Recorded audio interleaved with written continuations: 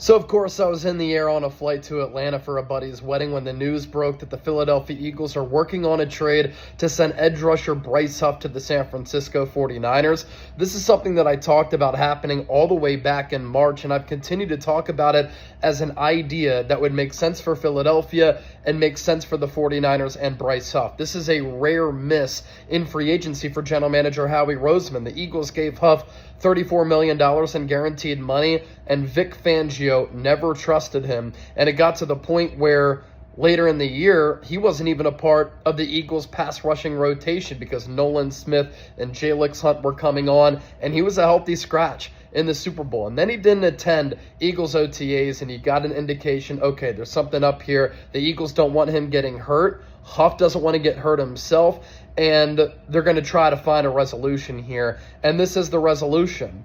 The Niners are giving up a mid-round pick.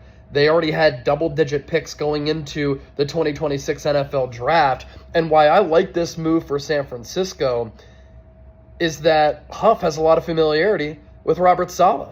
He had 67 pressures and 10 sacks in 2023 playing in the wide nine.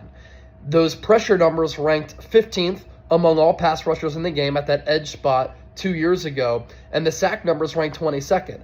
He is not good against the run, but what the Niners are doing here, they are bringing him in as a pure pass rush specialist. That's where he thrived under Saleh with the Jets, and that's what the Niners are going to ask him to do. And for San Francisco, they needed a player who could get after the quarterback because they were thin as far as pass rushers. And with their NASCAR package, you can slide Mykel Williams to the inside. They took him with the 11th overall pick. He played a little bit of defensive tackle at Georgia.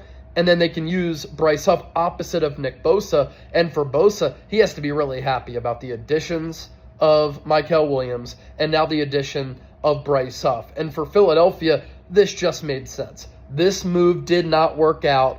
They restructured his contract in a way where they don't have to eat a lot of dead money. All the Niners have to do is give him a little north of $7 million for this upcoming season. So for San Francisco, they don't give up a lot.